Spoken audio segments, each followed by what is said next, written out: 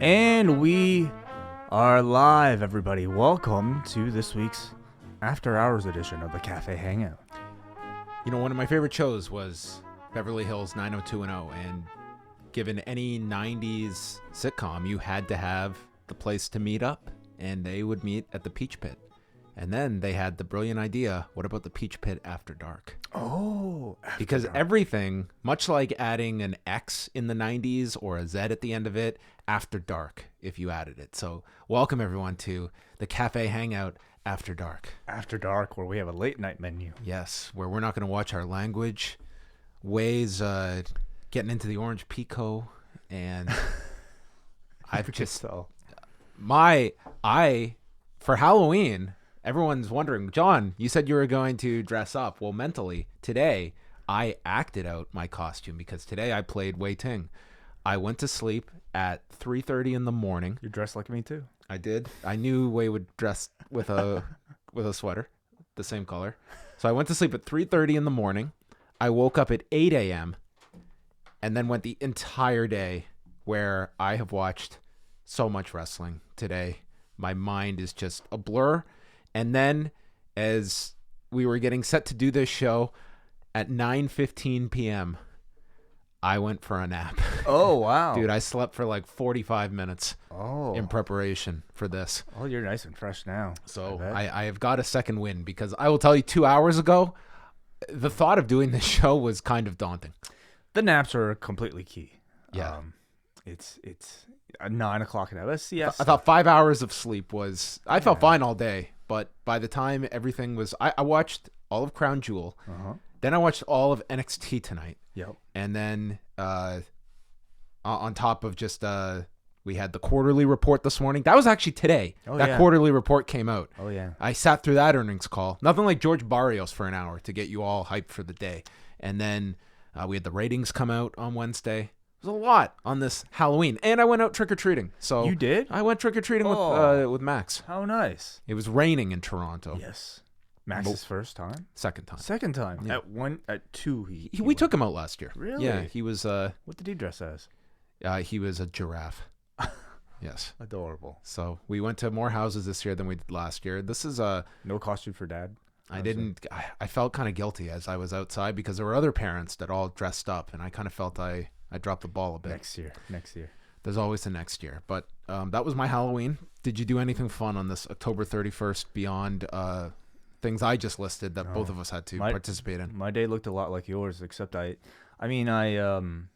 it was all over the place where like I started watching Crown Jewel and then I started and then I took a break because I had to get dinner, and then in the middle of that I listened to a bit of the conference call, and then I finished NXT. So it was all over the place. You're listening more to these conference calls than in years past. So could we do a whole conversation like the investors way? Could you provide some color on your on your buy-in, and can you maybe the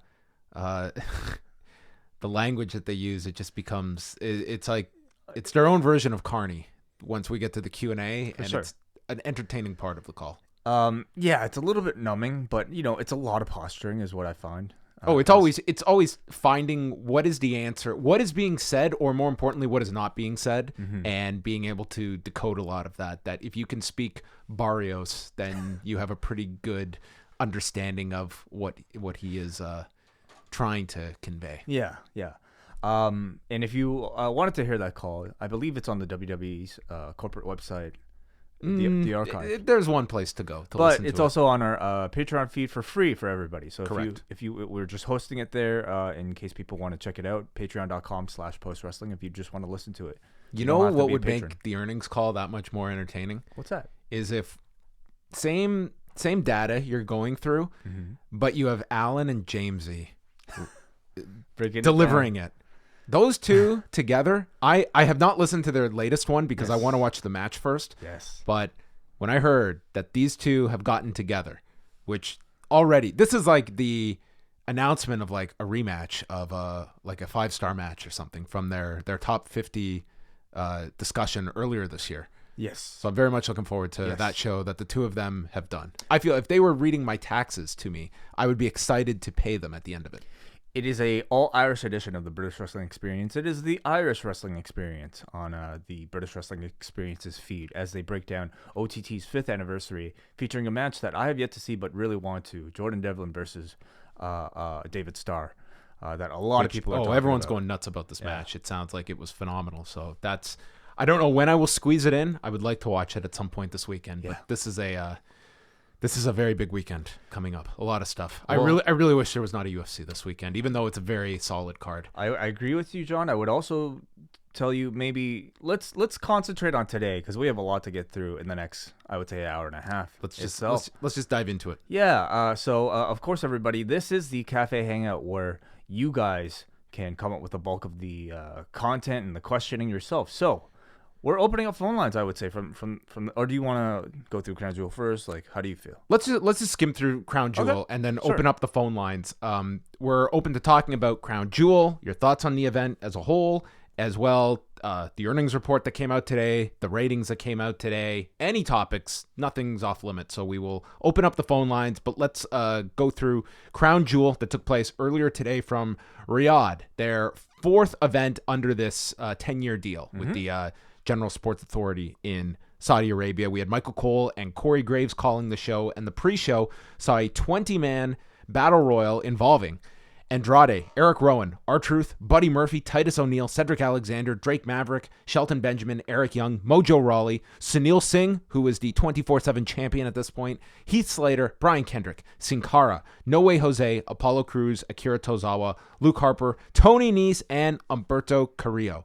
And we don't have to go through all of this. It came down in the end. It was pretty much a match built around Harper and Rowan as the reunited Bludgeon Brothers for one night and running through everybody. And it came down to the two of them with Humberto Carrillo. And then as Harper went to throw out Carrillo slid underneath. Rowan knocked into Harper, sending him out. And then Carrillo surprised Rowan from behind, eliminating him for the victory 12-27 and set up a United States title rematch with AJ Styles for later in the show. As a way to set up a Humberto Carrillo match later on in the show, I thought it was well done. It was very simple. All the heat on the Giants. And then in the end, a babyface outsmarts him. At this point in the section of the show, I thought it was, great progression for Humberto Carrillo, who they've given, these pushes to on Raw, having him go really like the distance with big stars. Here, he actually finally got a win. Yeah. Did you question if you were going this direction doing the match on Monday? Do you have any issue with that? Not really. Just doing the rematch 3 days later. Oh. I meant with like Carrillo, with AJ. AJ, not so much because I think Monday established that he was the underdog, and so it sets him up perfectly for a big win on the Sunday. Yeah, or on Thursday in this case, or Thursday you would expect. Yeah, the big win. Yeah, still to come. Yes. So that was our lone match on the pre-show, and I will say, as a whole, this felt like a much more enthused audience than past shows. Like they were, like this was a crowd that very much into the chants. There were points they were very down for, but when they were into something, they were very energetic for it. And I thought compared to the last number of shows that we've reviewed where the crowds have been a big negative on this show in terms of just lack of reaction or maybe just not being familiar with all the talent, that was not the case with this audience. They seemed to be up on everybody. It felt like a WWE crowd that was very familiar with all the stars. Mm-hmm. Yeah. We go into the main show, and they had a pyro and fireworks opening that... I don't know if this had its own line item on the quarterly report, but the pyro and fireworks on this show were extravagant, would be putting it mildly. Oh, yeah. Like WrestleMania, I don't think there's this level of pyro and fireworks that they had throughout this. Insane. For sure. It's a celebration, isn't it? Brock Lesnar and Cain Velasquez opened the show. Rey Mysterio came out, followed by Cain in his MMA trunks and gloves. It's MMA Cain. Mm-hmm. Volcane, maybe. Huh? Instead of Volcon, it's Volcane. No, maybe not. Okay. So Graves said that Lesnar doesn't react well to being hit in the face. So they have now taken the attributes of Brock Lesnar's MMA tenure and extended them to professional wrestling, which was not the case prior. This man who is now doesn't react well to being hit in the face. So it starts out, and it's unlike any typical WWE match. Like, they are doing like a shoot style, like striking battle on the feet. And Velasquez drops him with a head kick and then dives on top, and you think he's going to attack him with ground and pound, and in doing so gets caught with a Kimura, with the idea that Cain had the match won, but then had a slip up, a mistake. He got caught, and the veteran submitted him right out of the Brock Lesnar playbook for his first UFC fight with Frank Mir. That had to be the at least desired outcome they were going for here. I suppose so. You can certainly look at the fact that I don't know if they really conveyed that with Cain, that he had this match won, but I think that's the story they were going for. The announcers can go on and tell that, I suppose. I was certainly surprised by it. You know, I feel like we would have had more of a match. This was 2 minutes and 5 seconds, and Cain submits. Yeah, I mean, and I think very clearly they're building towards a rubber match, I guess if you can call it that, between, you know, a real result and then a staged result. But I was disappointed, obviously. I wanted to see more of what Cain was able to offer. I think, you know, it makes sense that they would just do this very quickly and then maybe rerun it in a couple months and maybe even sooner. But I thought as a 2 minute, it wasn't all that satisfying. Yeah, again, it was kept to 2 minutes. Brock wins without any controversy here. Afterwards, Michael Cole did bring up how Cain came into this with a knee injury, and Brock was targeting that. And like, Cain's knee is bad. He does need to take care of this knee. So I don't know if this is going to set him up that he goes and takes care of that knee and then comes back. But that was brought up here by Michael Cole, and I think by design. And there was also the post-match attack where Lesnar attacks Velasquez and Mysterio afterwards because Ray got involved when Lesnar wouldn't let go.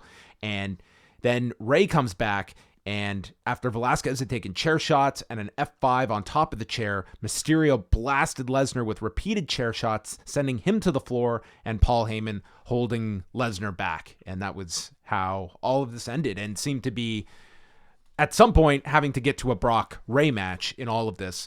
The question will be where you go with Cain Velasquez, and I think, like, this guy, it's an uphill battle for Cain Velasquez. I think it's going to be a really tough go at it for Cain Velasquez, and man, I kind of question going to this match so early when the guy wasn't ready. We know why, though. I mean, they needed a big headlining, I guess, you know, real type of match to promote for this big show. I think that's the main reason, but it's like, man, you're bringing in this guy who needs all the help he can get, and I don't know if this really endears him to this new audience as a babyface. Well, I mean, we've seen him do a lot more than this, you know, in his AAA appearances, so it makes you wonder why they decided to hold back on that, you know, for this appearance, which I think was all the more important than any of those AAA appearances. Well, that's where I ask about the state of his knee, and like how bad is the knee, and maybe and as well, like, for this, the style of match they're doing, it really doesn't lend itself to lucha. No, like, the character they're presenting, it's kind of out of left field for him to be doing Hurricane Ranas. Yes. But it doesn't mean you can't use it. I mean, I've always thought it would be a secret weapon of theirs that they'd be able to pull out. This was not even a match where, I mean, they were clearly holding back from wanting to introduce it, so it's something you would expect that they would introduce at a later time. It's a great question about the injury. Whether, I mean, you know, he was doing everything else perfectly fine, but maybe who knows? Well, it's just like, for a while people have been talking about, like, the knee. You know, he's talked about the idea of going to get the stem cell treatments, but it seems like it's a bad enough injury that he is probably going to need surgery, and maybe now is the time to do that. When do you think they would get to Brock versus Ray? That's not a WrestleMania match, so I would have to think maybe Rumble. Not Survivor Series? Well, unless they do the brand thing. Well, so they aired an ad later in the show where it's going to be Raw, SmackDown, and NXT at Survivor Series. And with Brock as a champion, you would think that puts him into the potential, I'm guessing, 3-ways is what we're looking at. So we'd have Brock Lesnar, The Fiend, and Adam Cole, potentially. As of now, that would be your match. That would be a really strange match. Well, we'll get into more of that later. We'll see. I mean, I would be surprised if Brock did the December pay-per-view. Yeah, to me, then your options are the Rumble, unless you have some ability to get Brock on TV to do a big number on Fox. But I don't know how often that's going to be after the Kofi Kingston match. I think they could do Brock versus Ray at Survivor Series and just, negate the whole, like, they could do that theme, but by having a match or a few matches and exclude somebody like Brock Lesnar out of it. I mean, Ray is a Raw guy, so they can kind of promote it that way. I also just worry about the storyline losing steam if you drag it out too long. You do run that potential. He needs to get revenge for his son. Yeah, well, they're gonna have to put this all together pretty quick, because we do have Survivor Series in. Well, I guess we have 3 weeks. Wow, that's not 3 weeks. Yeah, 7, 14. Just, yeah, okay. 3 weeks until Survivor Series this weekend. So then we continue on here. We had promos from various guys in the tag turmoil match. Michael Cole promoted Riyadh season. If we were looking at this show as what kind of presentation was it going to be in terms of comparing it to that first Greatest Royal Rumble, outside of the mentions of Riyadh season, and I mean, it's not like we had the PSAs or anything like that in that sense, but clearly no more hesitation about identifying Saudi Arabia and making that like the focal point of where they are and what they're doing. It seemed apparent even from, I would say, the last show in April. They're certainly easing themselves back into it. But certainly a lot more for this one, where they had whole press conferences talking about the events leading up to this, mentioning all the time that this would be in Riyadh, Saudi Arabia. It's still a far cry from, I think, airing a complete PSA talking about MBS and how much he's changing the society. And I think they're still very wary of not doing that. But certainly a lot more than what we saw a year ago. So the tag turmoil match, this was just tons of like short television matches back to back with the various teams. We started off with Robert Roode and Dolph Ziggler against Grand Metalik and Lince Dorado, and it turned into a fun match, and they actually got one of the longer periods here. They went 5:47, ending when Ziggler... Okay, so Grand Metalik goes for a handspring off the ropes, but there's nobody set up for him to go for. Like, he's just going to hit air. Yeah. So Ziggler hits him with a super kick. It was just like he knew what the finish was, but someone was out of position. So Ziggler super kicked him. That went into a glorious DDT. So Roode and Ziggler advance. Next out was Hawkins and Ryder. This one all of 47 seconds and featured this brutal miss as Ryder went for the blockbuster as Hawkins held Roode on his shoulders. So Ryder came off the turnbuckle and totally missed him. And Roode just came back, lifted up Ryder, zigzag, and they won the match, 47 seconds. Heavy Machinery is out next. Heavy Machinery won this one, eliminating Roode and Ziggler after hitting the compactor.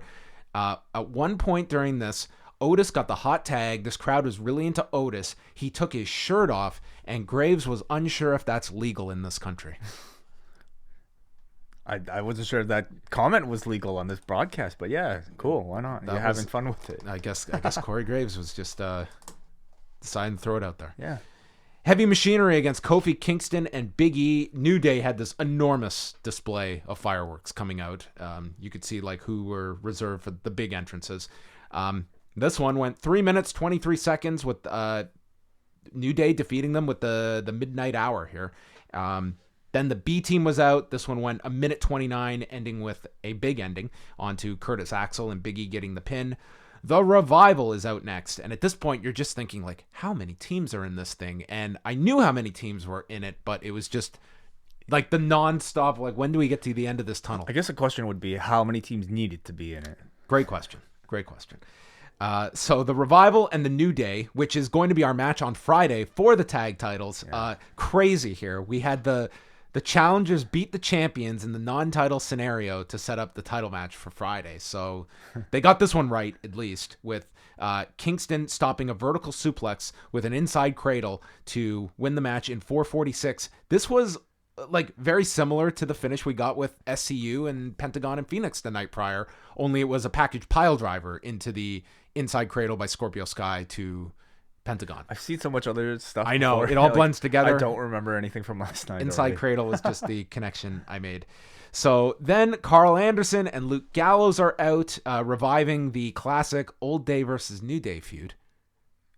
You have a great memory, John. Wow. This one went 61 seconds, where the running boot of doom set up the Magic Killer as Anderson and Gallows beat the New Day. Yes. Semi-surprising result. Semi-surprising, but I think they needed to get to where they needed to get to, right? They had to set up the OC to beat the Viking Raiders. Yeah, which I did not see Anderson and Gallows being such a focus here because the final team were the Viking Raiders, the Raw Tag Champions, and Eric got sent into the post. They went for the Magic Killer. Ivar interfered, and then Eric's knee gets clipped, and that sets up the Magic Killer finish. 3 minutes, 50 seconds. Carl Anderson and Luke Gallows are the greatest tag team on earth, and they beat the undefeated Viking Raiders, who are the tag champions, and all of that is fine. I would question if you wanted to make this the Viking Raiders' first loss, but that's fine. But what's strange is that Anderson and Gallows are very much tied to the Street Profits right now, who were not in this match. And it just seemed like this was, I guess, just pivoting Anderson and Gallows to a different tag program, and I don't know what that means for the Street Profits, because that seemed to be at least a program that was just beginning. I would imagine the Street Profits would be their long-term program, and maybe on Monday you would get this title match, just for this reason. And the Viking Raiders retain? Because I would question beating them this first time just to set up a throwaway Raw match. Right, yeah. And you can't do it at Survivor Series, in theory, if you're doing this whole Survivor Series brand versus brand gimmick. So you'd probably have to do this on TV. I don't want to assume anything, John. They might have this grand plan where everything makes sense. I can only comment on what I saw on this particular event. And I thought, I was surprised by some of the wrestling in this thing. I thought Lucha House Party looked really good. Ziggler and Rude looked really good. The stuff with the New Day was really good. Heavy Machinery were really over in Saudi Arabia. But, man, by the end of it, it was just it felt never ending. And I thought it was too much time maybe devoted to something that didn't need to go this long. Yeah, I think you could have gone with half the teams here, given some more time to breathe, and still got to your end result. But this was a show about just getting bodies on there, is what it felt like. Yeah, so they set this up. They put some momentum behind the New Day before they challenge the champions. What we're gonna find out is, will the storylines of this show extend into regular? Obviously, we had a title change on this show, so you have to acknowledge that. Yeah, but they've done that. Well, I mean, the last time we saw Mansoor, he wins his Battle Royal. No, he's the exception. And he loses on NXT in the summer, and that's his only appearance. He is the exception. He seems to vanish every time. He only reappears every time they go back to Saudi Arabia. But, Shane McMahon winning the trophy. That's true. They went with that. That was a big story. Cesaro and the aforementioned Mansoor were next. Mansoor came out to a hero's welcome, billed from Riyadh, Saudi Arabia. The man was born in Saudi Arabia. And Cole notes the whirlwind year that Mansoor has had. That consisted of 2 televised matches, one of which we're going to highlight, and the other did not exist. The other one was on NXT? He literally just lost Yeah. Pretty much a 2-minute TV match on NXT in the summer. Total throwaway. Anyone could have been in that role, and they chose Mansoor. One issue with Mansoor now. Yeah. I cannot look at this guy without thinking of 2 things. Number one, up close, deceptively similar to Seth Rollins. Okay. They look very similar. Okay. And number 2, I see it. I cannot not hear him doing Mauro Ranallo. Yes. When I see him now, that is all that's in my head. And outside of this, that was to me his biggest moment of the entire year. It would be him on a watch along doing the spot on Mauro Ranallo. It was pretty crazy that he did that on the spot. Oh yeah. If this had been some taped special, okay, he planned this bit, and I'm sure he's done that to a lot of his friends on the road, but man, they just went to him, and he had it was 60 seconds of him doing Mauro, where you actually have to have some thought out progression of what you're gonna say. He said something such and such is gonna make him humble, just like Kendrick Lamar. He threw it in a rap reference in there as well. Oh my gosh, it was really good. It was certainly an impression that if you had not seen, it would be. You don't need to.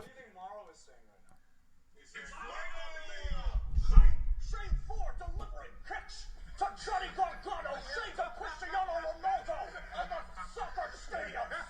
Nobody's a bigger boss than Shane Thorne when it comes to Johnny Gargano's buttocks across the NXT ring. Johnny Gargano more of an underdog than Macklemore in the 2014 Grammys.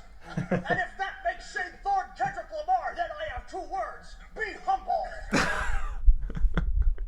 There's actually someone else in the background that was like contributing to that too, but he was the star of that clip. Very impressive either way. Yes. Yes, I'm gonna keep this train rolling. Don't worry about it. So Cesaro and Mansoor had a great match. This thing was 12 minutes and 41 seconds, and Mansoor, you can certainly see like there is the guy has been wrestling for a lot longer than WWE will tell you he has been, but is still relatively inexperienced, and was in there with a guy who just shined in Cesaro, and you had a crowd that just treated Mansoor like a superstar. They got into every near fall, and you could see them just building to such a fever pitch that you knew if this guy wins, this place is going to go insane.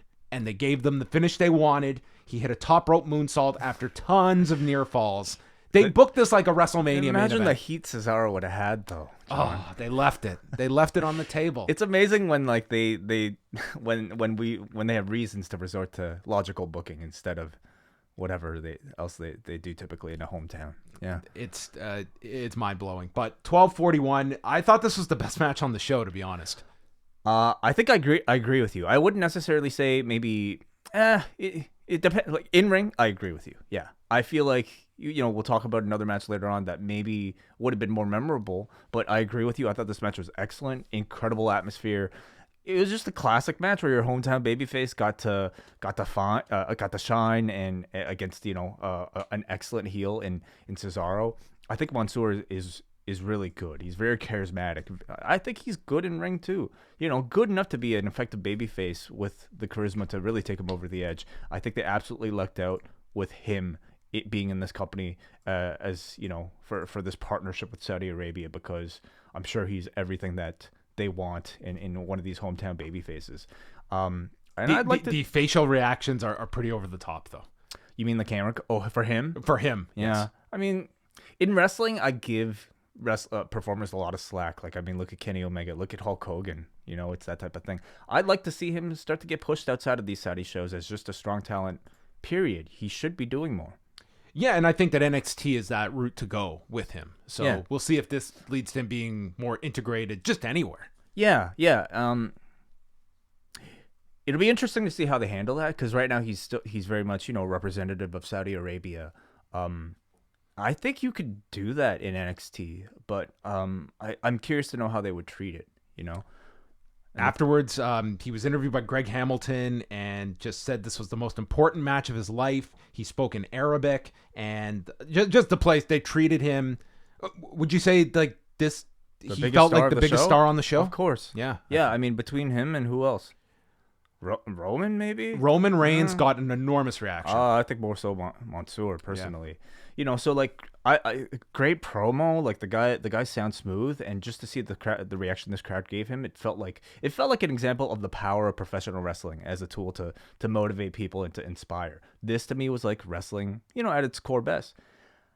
But I just wish that the people who paid for this show weren't human rights abusers, because I think that's the overlying cloud that is, over top of all of this stuff. Like, it's difficult for me to watch any of this and not really consider it as attempts to serve the goal of propaganda to help us forget about, any sort of crime. The match was great. Mansoor was great. The looks on the face of these people, like, it made them really happy, and I was really happy that they were given this type of story.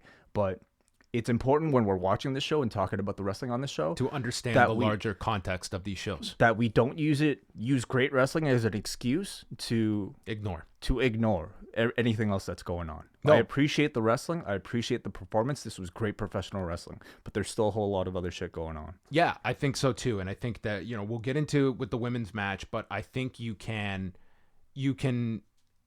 appreciate that these fans were having a tremendous time, and also separate the government that is perpetrating these acts from these people that are not involved with that. And this is not somehow casting aspersions on these fans that are at a wrestling show and don't deserve any of that criticism. Of course not. And that's... People mistake that, People have conflated a lot of that, and I think that no one is denying the fact that there are people there that are just as horrified as about some of the actions of their government. but it's at the same time They're the of ones not they're just the ones simply living it. looking at it from one idea where you can't separate and look at the entire picture of what's going on here as well. And I think you can do both. Yes, I agree. But we're also here to talk about the art of professional wrestling, and there can be beautiful art and propaganda. You just have to be aware of the intent when you're watching it. So after that, we had Byron interview Seth Rollins, who talked about the rivalry with The Fiend ending tonight, who The Fiend brings out the worst in him, but part of me also likes it. Jarring for me to go from Mansoor to Seth Rollins. They do have a similar look. Like, they did a close-up of Mansoor selling, and it was uncanny. Braun Strowman, Tyson Fury. Would you say Tyson Fury was the most elaborate entrance of the evening? Sure, I guess so. He came out in the traditional Saudi Arabian dress. I don't want to mispronounce it, and someone will call me on my mispronunciation, but nonetheless, the traditional garb that you would associate, and got a pretty solid reaction coming out. And they did, a beginner's class pro wrestling match. It went 8 minutes. Was that longer than you thought it would be? I would say about the length. I feel like there'd be enough kind of maybe theatrics and kind of stalling to drag it out to.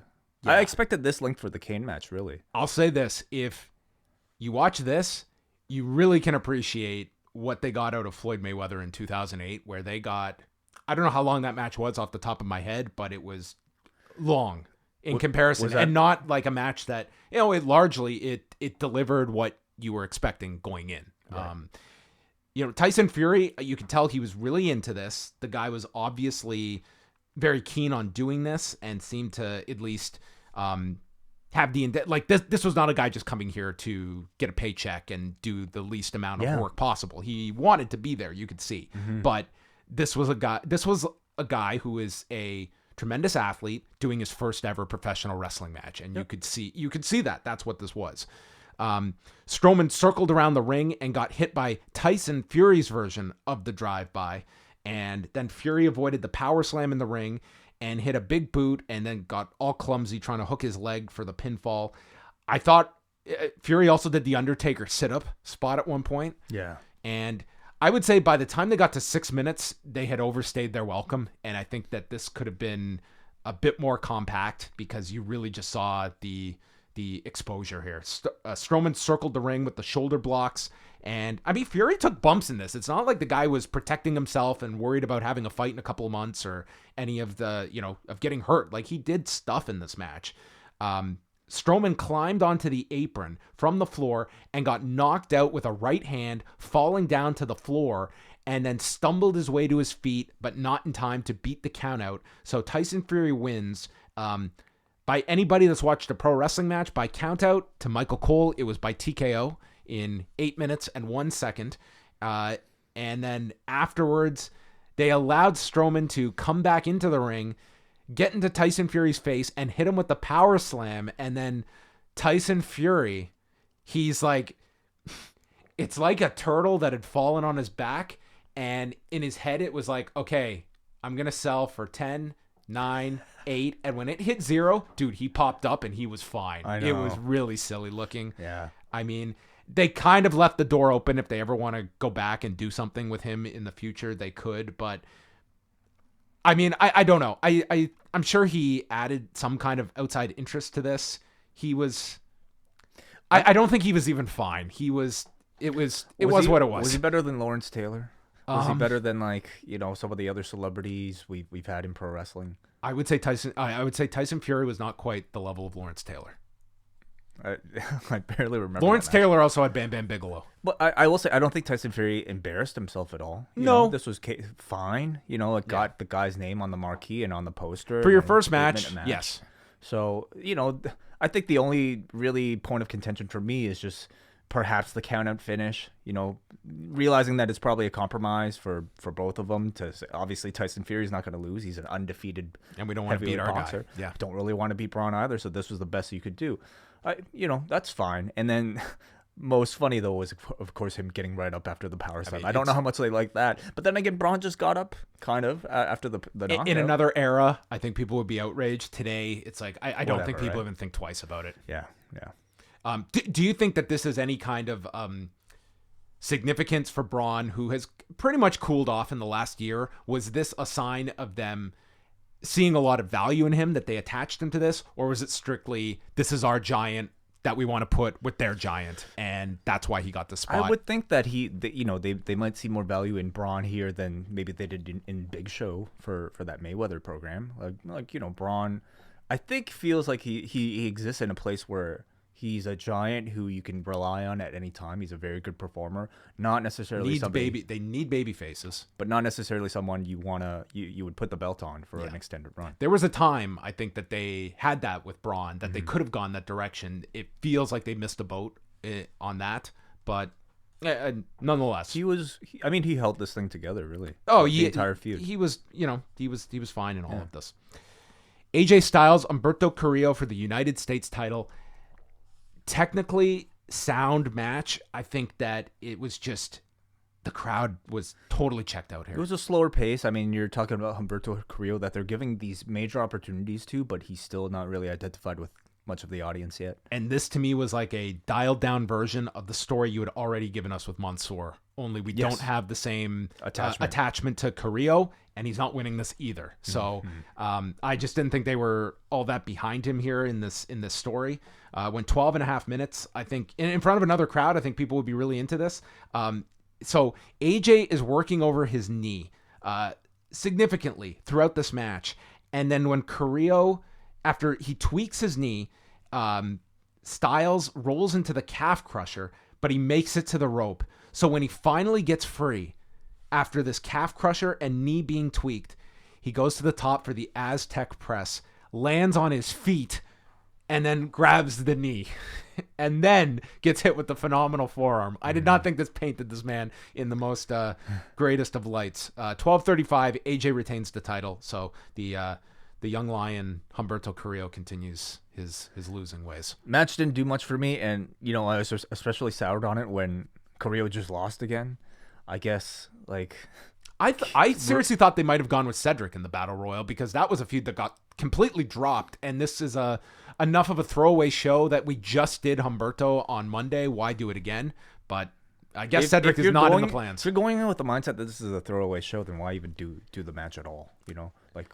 Because I thought they gave him a lot by giving him that Battle Royal. So if you're not going to go all the way with him by having him beat AJ, why do it at all? Because now the Battle Royal obviously means nothing. Yeah. It's... But I mean, it's, they can start pushing him again tomorrow, and it's fine. I just think this might have come across a bit more, you would have been a bit more engaged if they had maybe teased something with AJ and Humberto on Monday, and that sets up the Battle Royal win, and we hadn't just seen this match 3 days ago in a similar way. Beautiful Byron interviewed Hulk Hogan, who has now given him a new nickname.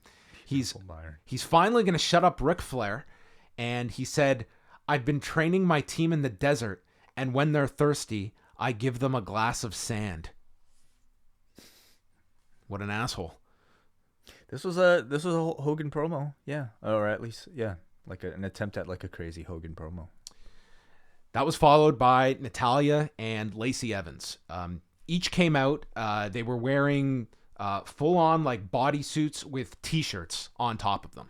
Yes, and everybody's seen the footage of like Sasha Banks and Alexa Bliss. They had some custom made like beautiful bodysuit type of outfits. I'm guessing they didn't have enough time to do the same for Lacey Evans and Natalya. Oh, so something more elaborate? Something more elaborate, because this was just like a black bodysuit with a T-shirt on top that looked like it was printed at like a custom T-shirt store down the street. Yeah. I wasn't quite sure why we needed the T-shirts on top of the... I'm guessing because it was just black underneath.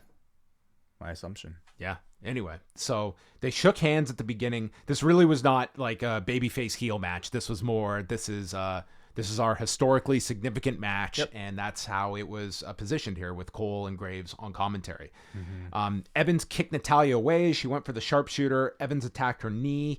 Crowd was chanting, "This is awesome." Crowd took to both these women from the get-go when they came out. The audience was really into this, and I think the audience took this as something significant. Evans hit her twisting moonsault from the top, but Natalya kicked out, and then Natalya yanked her off the turnbuckle, discus clothesline, sharpshooter, pulled her to the center, and Natalya won in 7:21. And everyone was applauding them here. They hugged in the middle afterwards. They were cheered by the crowd, and I mean, it was pretty. Michael Cole was pushing this very hard. That if you push and you push, that's how you make change. I know. And it's, I mean, it That was, part makes you you- go into this, you knew how they were going to treat Of this. course. I'm happy for these two women. I think it's great that they got wrestling, women's wrestling onto these shows. Yeah. I just think it's, again, It's you just have to look at all of.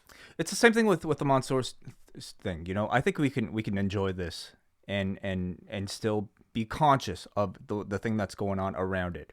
This is maybe very inspirational.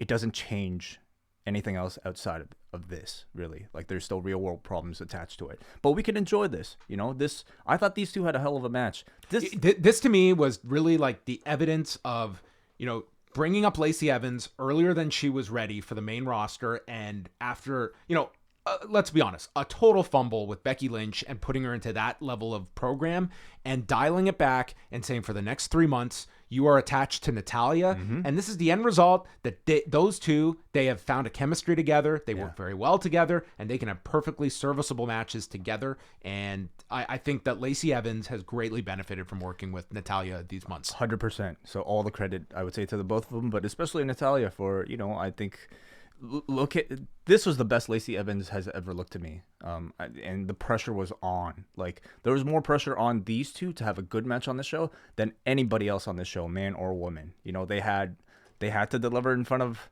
Well, I knew going in Very this was going to be the best women's match on the show. That's right, John.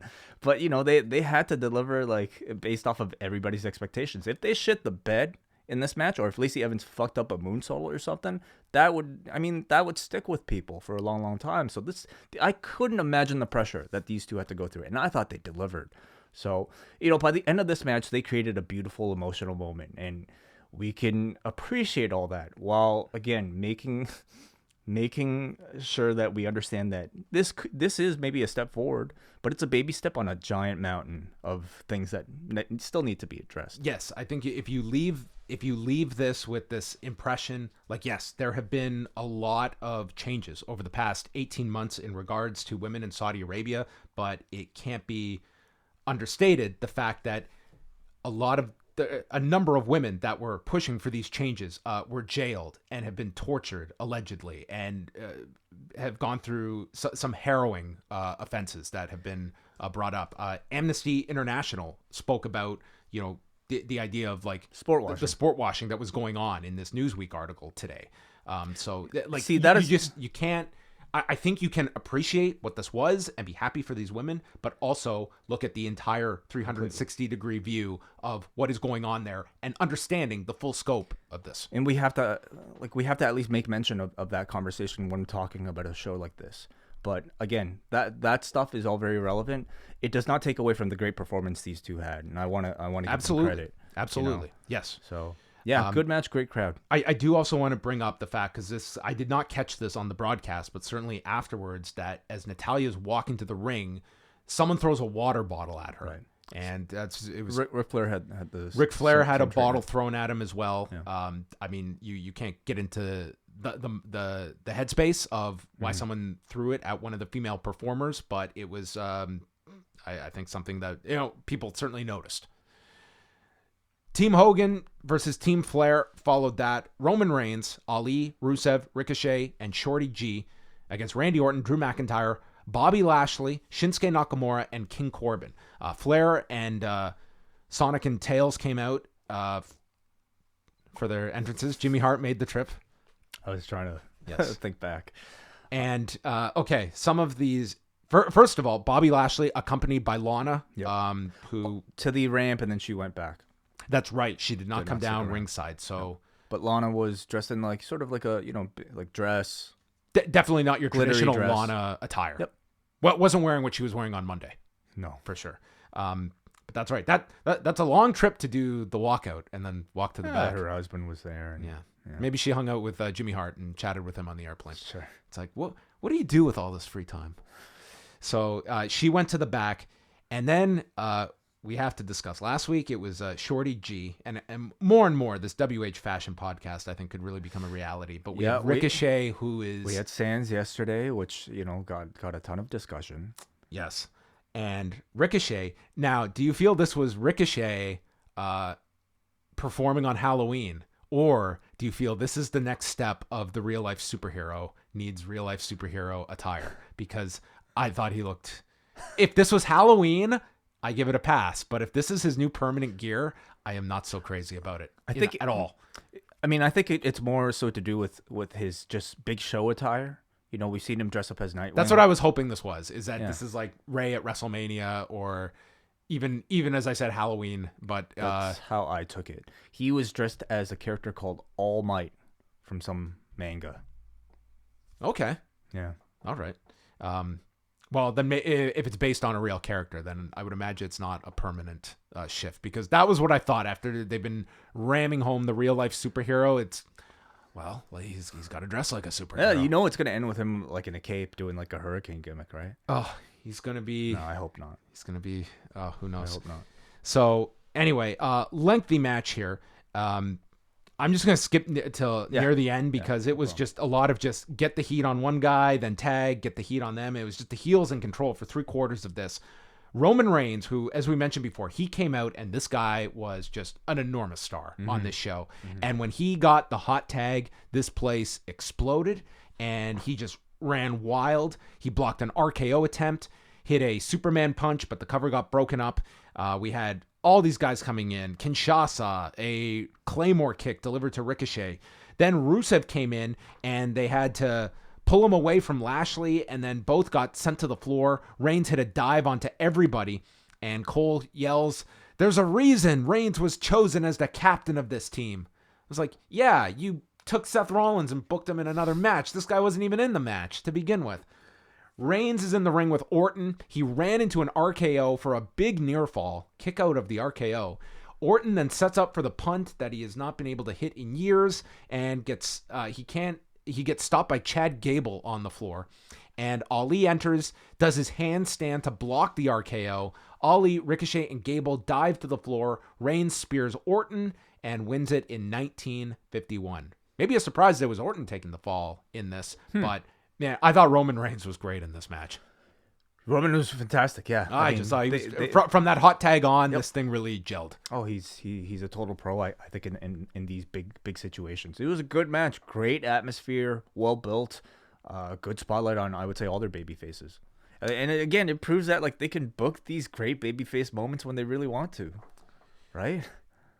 It's crazy when you just have a baby face, and he's gonna have an obstacle. He's gonna overcome the obstacle, and he's gonna look great doing it. Yeah. And by the end, the crowd's like, "Man, that guy's great!" Like, this was just great traditional wrestling that I feel like we don't see as much as we should. But this was so predictable.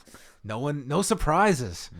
Jeez. Main event: Seth Rollins and the Fiend, Bray Wyatt, Falls Count Anywhere match for the Universal title, and yes, the red lighting made its way to Riyadh. I was really surprised. I mean, I guess not that surprised, because I heard like in house shows and also like they've dark been doing matches. it. Yep. So they really just I don't know down why. on it. Like, is there anyone clamoring for this? It was my biggest complaint from the match. Like, it's hard for me to focus. They Like, worked like a fine match. Yeah. I think the lighting did affect it. Yes. I wasn't a big fan of it at all. They fought on the floor. Rollins hit about 85 stomps in this match. Is this officially the end of the stomp? I don't know. Oh my gosh. I mean, it's a Fiend. So they eventually make their way into the crowd. Rollins takes a Sister Abigail on top of a staging area. Wyatt then brings him up to the entrance at the front.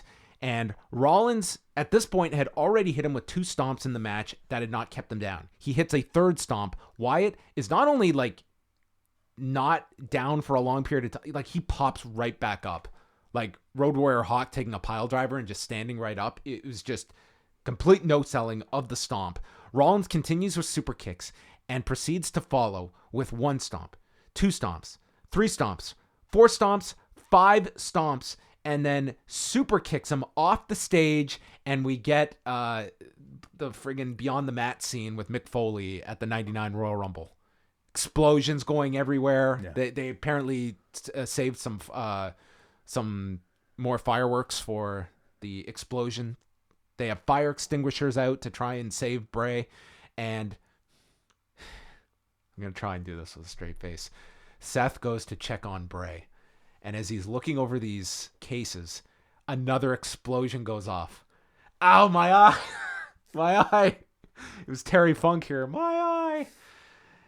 And Wyatt then emerges behind these boxes like the undead monster, which was a cool shot. Yeah. And he applies the mandible claw into the Sister Abigail and pins Blind Rollins in 21-24 to win the Universal title. And that is how we end the show, with The Fiend winning the title.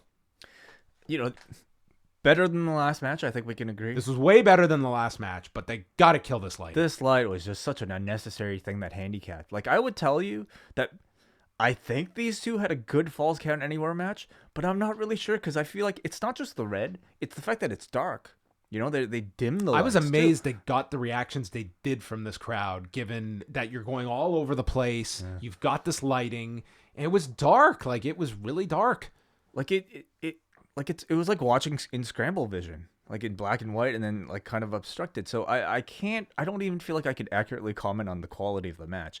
But certainly I think being able to brawl everywhere outside of a Hell in a Cell helped this type of storytelling. I think the big stunt was something that you needed to do to justify, I guess, a big finish. You know, you needed to be theatrical for a character as like the Fiend, and I think this was a much better attempt than what they did for Hell in a Cell with the finish too, which was nice. Yeah, you had to do a finish here, and I didn't see them beating the Fiend. So I was told they're going to address the title situation on SmackDown Friday night, and because now we have Lesnar and Bray Wyatt on SmackDown, right? And what do you see happening out of this?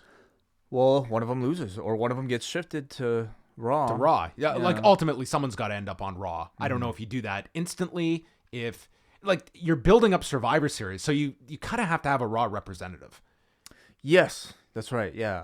I'm kind of curious to see what they do. I think it drives people to SmackDown, which they desperately need. So I think that's a positive out of this. Who do you think makes more sense to go to Raw? Well, I don't know who would. Okay, so we either move one of them to Raw, or we have one of them lose. And do you see either one of those guys losing right now, Brock or Bray?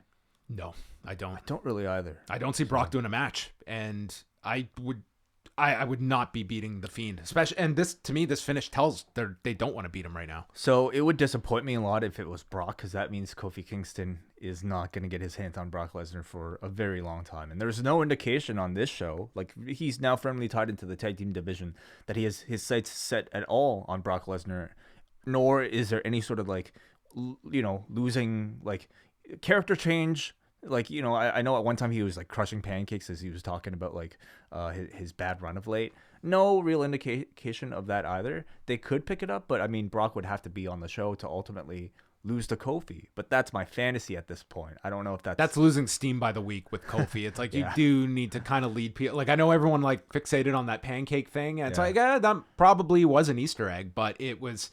You do also have to give some kind of attention to it as well. And anyway, I don't know Kofi's long-term trajectory, but so as of now, you would in theory have a match with Brock Lesnar, The Fiend, and Adam Cole fighting in red lighting. That'd be terrible. That sounds awful. I mean, I don't know if I would say terrible for Adam Cole in particular, and I can't see Brock Lesnar doing this type of. I guess you also have the potential that because we don't know what the match is going, like, is Adam Cole defending the title at TakeOver the night before, that you could throw a wrinkle in. We're also assuming that all the champions are going to face each other, and that might not be the case. Because what's the alternative? Like doing just a traditional, like, I think you could just have a card where certain, like, you mix and match rosters, and you have like, but not necessarily the champions. Yeah, I don't think you need to. it's just like they've established that. So I would think Get they away would from it. continue I hated that stipulation. Like, who wants to see? Well, a champion I'll tell lose? you, like Lesnar, the Fiend, and Adam Cole That sounds stupid. doesn't sound all that appealing to me. It doesn't sound productive, most of all. And we know in a match like that, Poor Adam Cole's taking the fall. he's done. Yeah. Yeah. And that's something they can't just book NXT on this Survivor Series show to be just the fall NXT takers. needs to be like on No. top at the end. Like, if this is done well, you can integrate NXT onto the main shows for this next month that attracts people to Wednesdays, hopefully. Yes. But the tricky part is that NXT on Wednesdays, they're promoting their own takeover show. And are they going to have to be now promoting 2 shows on one? Like, that gets a little confusing if you have, say you have Tommaso Ciampa and Adam Cole building up a feud when Adam Cole is segueing for another match the next night. Like, it gets very confusing to have to push multiple programs on NXT for 2 shows that weekend. So I'm kind of interested to see how they balance all of this. But I think it adds a little bit of interest to SmackDown on Friday night just to see the direction they're going. And as we said, with 3 weeks, I think you kind of got to get your main event in place maybe as soon as Friday night. Thoughts on the show overall, Crown Jewel? I mean, in terms of the 4...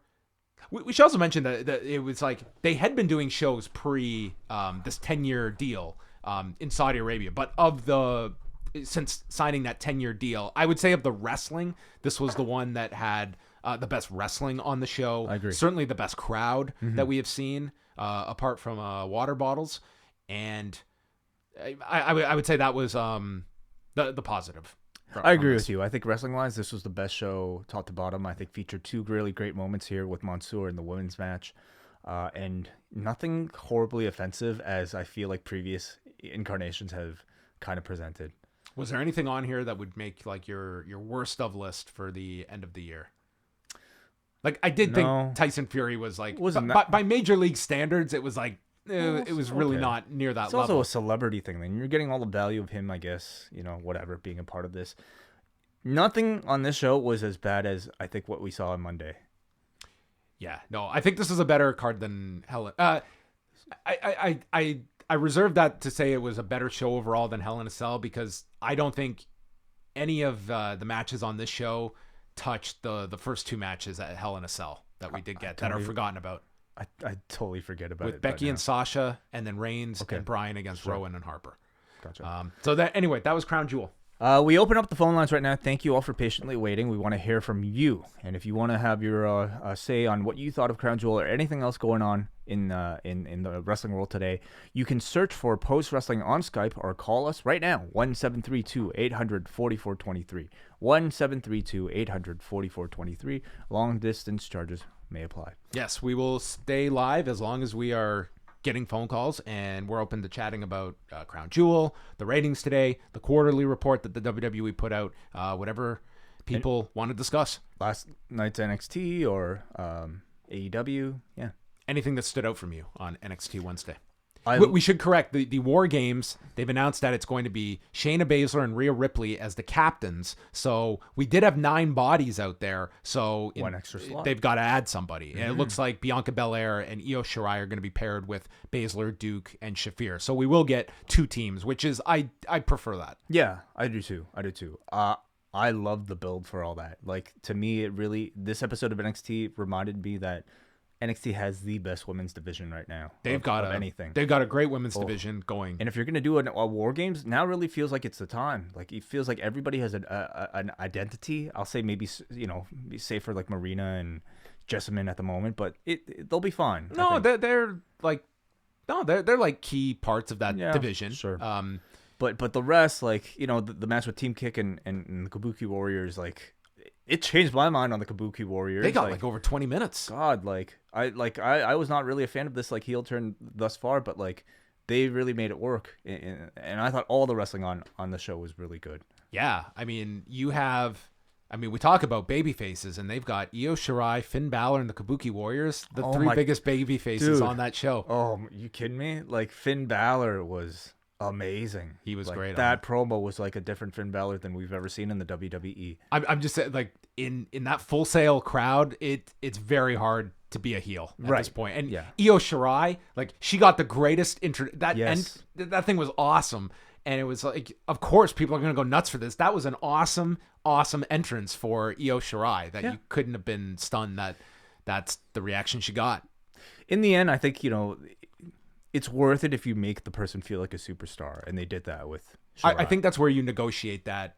You want someone to come across as a star. Yeah. And that's what Io Shirai did. And, I think ultimately fans take to her as a heel. Did you like NXT or AEW more last night? I liked AEW more, but NXT had a lot of good things on the show. I thought that it was. I really enjoyed the Balor promo.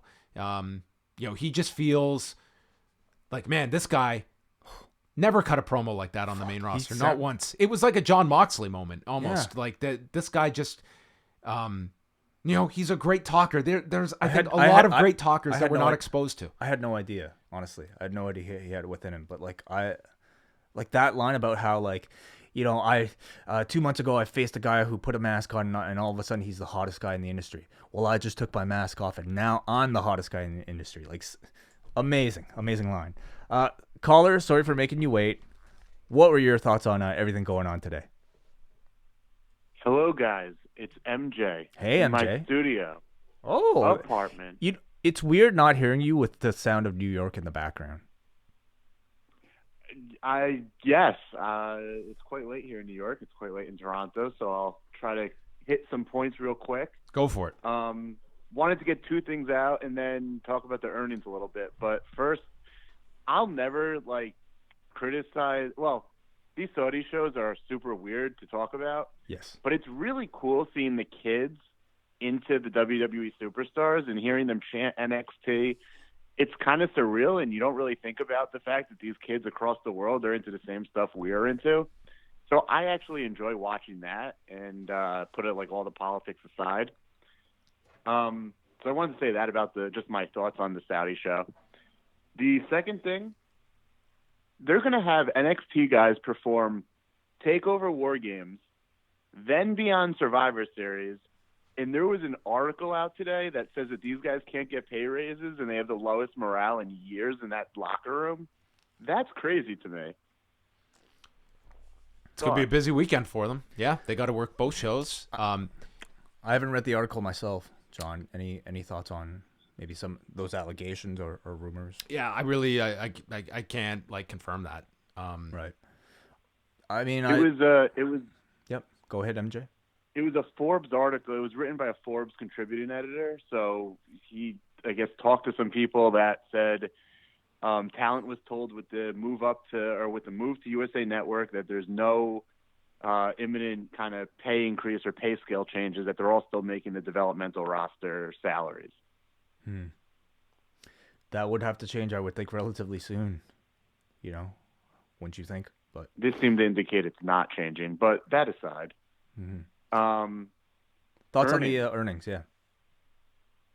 So I had called in after Hell in a Cell, and I was really heated about the fact that, given the debut on Fox and appearing on national broadcast television, more viewers, more available viewers than ever, they came out with that Hell in a Cell show, and basically anyone that tried the network that night was going to be turned off. I mean, that was just a debacle on all fronts. Today they come out and they have pretty much no positivity about the network's guidance. I think John can correct me if I'm wrong, but decreased or lowered their guidance for what they expect paid subscribers to be. And to me, this is the biggest fail that they've had in years. It's a highlight of their complacency since signing these Fox and USA Network deals.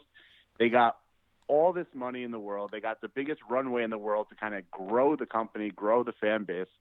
What they've done here is piss off their hardcore fans.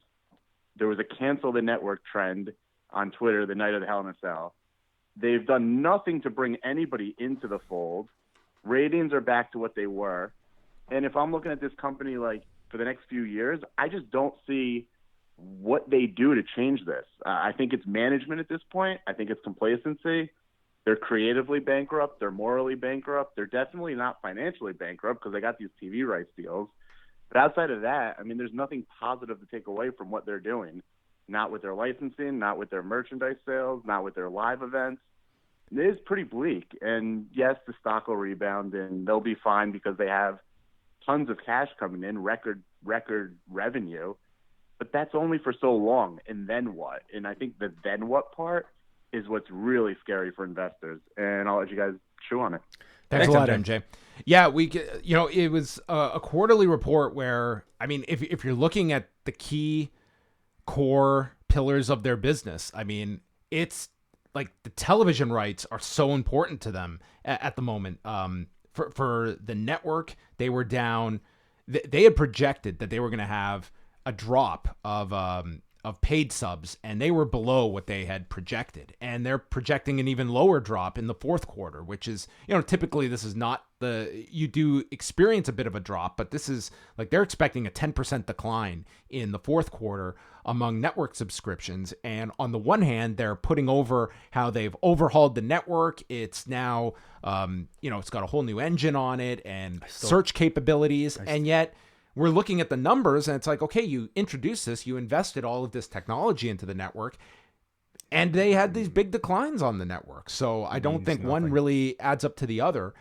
So today's report, it covers July through the end of September. So it's not, it doesn't reflect the new rights deals. So that's the cushion that's going to be able to hide a lot of the other things, like live events painted like pretty bleak picture. They like their operating income of live events, like there was a $3.5 million, like they were on the negative side, like that. So live events, what they have done is they're running fewer events. So if you charging more per ticket, they're charging more per ticket because it was like a 6% raise in your ticket price, but they are actually making more per show if you average it out, because what they're doing, they're eliminating house shows that are going to be your least profitable, taking those off. So it's going to skew the average up because you're looking at more concentration on pay-per-views, on TV tapings, and eliminating like your house shows that are going to be drawing 2,000 people. Right. And it seems like, is this going to be a trend? Like they ran 16 fewer shows this quarter than a year ago. At what point do you feel like, do you think they will continue to cut back? And at what point do you think they completely abandon, I would say, a majority of this schedule altogether for non-televised events? I think I can't imagine them completely shutting the door on house shows. It just seems like they are so resistant to changing the way they do things. But it would be interesting if you go talent by talent. You'd probably get a mix of answers, but I think you'd get a healthy amount, probably the ones that are the more wealthy ones that would welcome the elimination of house shows, even if that meant less money that you're taking home. Now, other guys and women, probably younger ones, love being on the road and should be working 4 times a week. That would be great. But it's very rare now that we're seeing 4 events a week for either brand at this point. Like you're seeing a big reduction in that unless it's your international tour. So I think they're going to kind of play this game of, less house shows, but still having and looking at it as well, that a place like Oshawa, Ontario, you're never bringing Raw or SmackDown to Oshawa, Ontario, but we want to hit these smaller cities that we can still, our talent gets experience. We can still sell merchandise. There's those kind of values to it, but overall, you certainly have to look at the live event business that for 2 quarters in a row, they've talked about, we've got the answer for it. We're going to overhaul it, but you've seen no changes, and it's still a pretty bleak picture. Before we get to our next call, were there any other major takeaways from the conference calls? Just that, I think for the overall quarter, they made $5.8 million, which was a lot less than last year's quarter, but kind of different circumstances. Revenue was down a bit from last year as well, and it's all going to be cushioned from this fourth quarter onward, because that's going to reflect the new deals with USA and Fox. Right. So it's going to offset a lot of this, but for the year, they've also kind of decreased their projection on what their adjusted OIBDA is going to be. Long words at late nights. OIBDA. Say it 10 times. Yeah, I'm not going to do that. But it's the stock took a big hit today. Yeah. There are positives you can find in this report, but you look at the live event section, you look at the WWE Network. It's there is concern. The India deal is up at the end of the year. They still have not announced a new deal. George Barrios says that, hey, we're confident in making this deal, but man, you got time's ticking away. You got 2 months before the end of the year. And one of the reasons that they had to lower their projections for what they're going to make this year is a pending deal in the Middle Eastern, North Africa region, which, is pretty much like what we're talking about here. Some kind of distribution deal there that they thought would be completed is not. And that kind of they had to walk back their projections for the end of the year. So those are kind of the bullet points, but yeah, overall, I think it was not a great earnings report for the company. Go back to the phone lines right now. Caller, you're on the air. What's up? Hey there, guys. It's Corey from Long Island. How's it going? Hi, Corey. So 2 quick questions.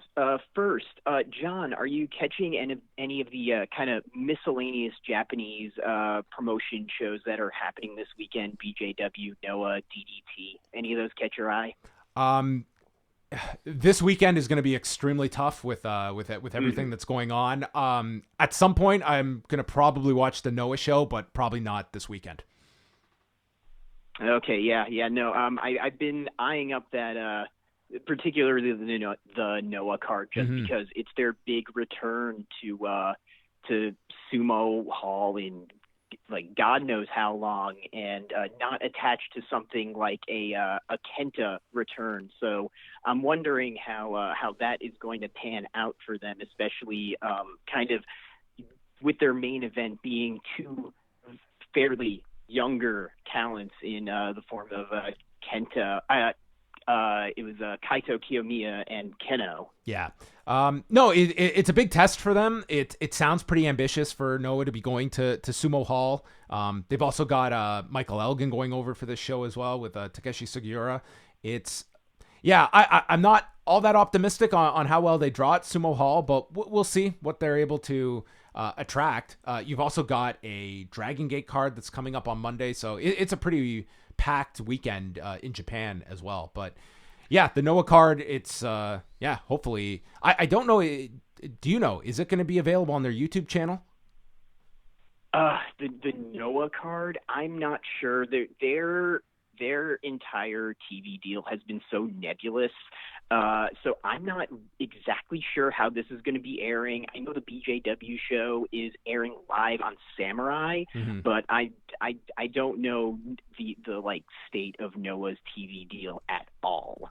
Yeah, it's just that they've been experimenting with that with like their big shows of putting them up like the entire shows on YouTube, and selfishly it was very convenient for me, but we'll see if they do that. But yeah, anything else you're catching this weekend, Corey? Definitely the BJW show. Obviously, the Walter Sekimoto tag has me fairly interested. Yeah. Also, the main event death match between Isami Kadaka and Yuko Miyamoto. Me kind of being really into death matches. This is kind of like the biggest possible match you can do in that company. These 2 guys being former like tag team partners in like BJW's biggest show of the year. I'm expecting that to be a blow-away match for sure. Cool, man. Well, feel free to shoot over your thoughts on the shows or call in next week. We'd love to hear your thoughts on any of the offerings that you get to see. Oh, definitely. And then just one quick second thing. So regarding Kenny Omega's Halloween costume on Wednesday, I happen to be of that 10% of people that actually did recognize it. So I'm actually in a group of friends that some of them actually helped develop that game, Undertale. Wow. And it was actually a fairly big hit. I would say one of the biggest like kind of independent games of its generation. Like so much so that its merchandise is being sold in Hot Topic. Things kind of unprecedented for a game like that. And it was kind of mind-blowing for me to see this game that was done by such a small team to be given such a large reach to the point that it's, graphics being done by the actual designer of the game, Toby Fox. All those graphics, including Kenny Omega's Wrestle Kingdom graphics from this year, that was all done by the actual developer of Undertale. So seeing all of that like on live TV, absolutely mind blowing to me, and really shows kind of where games have come as a larger part of our pop culture. So yeah, no, that was just my 2 cents on Kenny Omega's wild Halloween costume and kind of my own personal part of it. But yeah, thanks for having my call, guys. Have a great night. Thanks very much, Corey. Appreciate the call. Oh yes, I'm well aware of the phenomenon of Undertale at this point, John. Oh, were you inundated? I've been inundated, especially on our YouTube. So thank you very much, YouTube. We know all about Undertale at this point. Anyway, it sounds really interesting. It sounds like a lot of fun. Let's go back to the phone lines right now. All right, caller, you're on the air. Hey guys, Paul from New Jersey. Hello, Hi, Paul. Hey, so politics aside, I at least liked some of the booking, which is, more than I could say in several weeks with SmackDown and Raw. I like that Humberto Carrillo won the Battle Royal, and they're trying to make an effort with him. But then he lost the match. Yeah. I'm like, but even that aside, like when I look at like a guy like Mansoor too, like they did a thing. It was him, Shane Thorne, Tegan Knox, and they were just doing like Cain Jeopardy to see the biggest Canaanite. Just like they're just doing like a funny show, and he was hilarious and like really good personality, really funny. Like seems like a really nice guy. But it's like when I look at like Kevin Owens, who was so hot at SummerSlam, and Bayley, who her heel work's been okay, was like the next great babyface in the women's division, and what they've done to Seth Rollins is like I don't have a lot of faith in them being able to get like I don't know how a guy like Humberto Carrillo gets over in this system, and just I know people are more jaded, and I'll hang up after this and just hear your answer. Why is it so hard to book babyfaces coherently? It seems like they make it so hard and impossible, it seems at times. I think you answered it there. I don't think it's all that difficult to book babyfaces. I think that it's this trap you get into that it's sometimes the audience will direct you into one way, and you want to be able to, this is our story, this is the way we're going, and you get into this trap of, well, we got to surprise people, and it can't be predictable, and we've got this idea, and if the audience latches onto someone that we don't have plans for, well, that's not in the plans. And you've got, man, I don't know too many other promotions that struggle when it comes to baby faces beyond WWE, and it's a lot of the time just simply going directions that it's frustrating and shows that you go off the air and you don't get that big payoff. You don't get that big moment and allow your baby faces to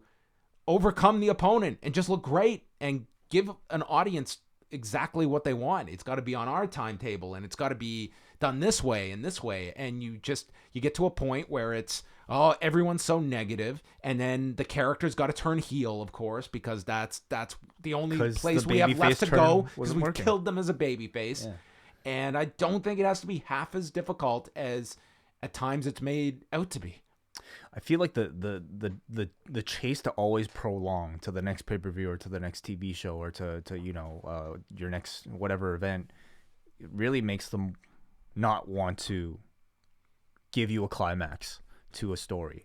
And I think like we're seeing right now in this like Jericho Cody program, you can have the babyface look good one week, and then you can have the villain look good in one week. And in the end, if you're more interested in the overall story, that that helps everybody. Yeah. So we know, like from watching a show like this, WWE can't book great babyface moments, but there certainly seems to be a real lack of it. The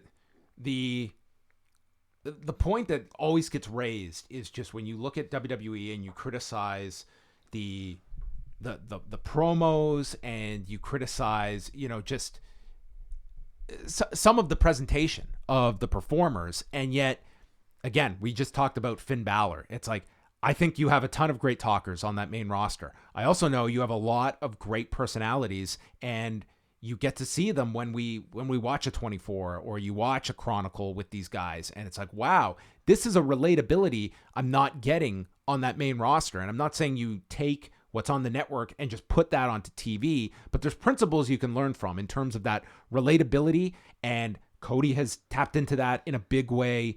The Young Bucks have tapped into that in a big way, where it's like these audience members, like, they love these people. They want to see them succeed. It's like a bigger story, and then it breaks off into the individual storylines. But they are rooting for these individuals first and wrestlers second. And that's something they have missed the mark on with some people, with exceptions in WWE as well.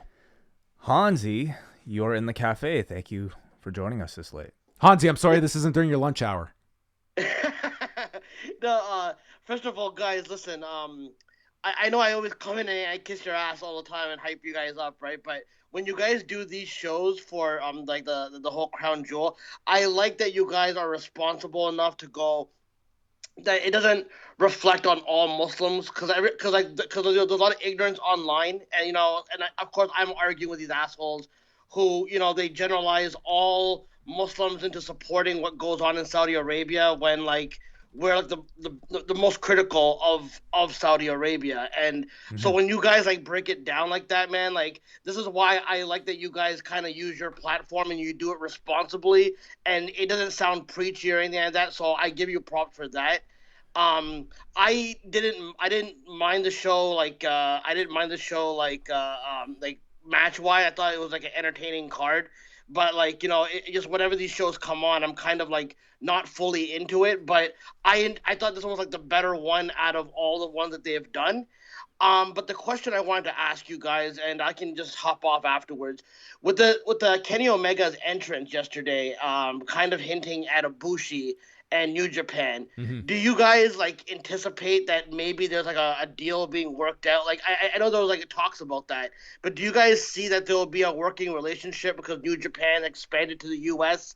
And do you think that like they will be involved with Wrestle Kingdom in some way? Because if there's an invasion angle, like that would be the invasion angle that I'm looking forward to the most.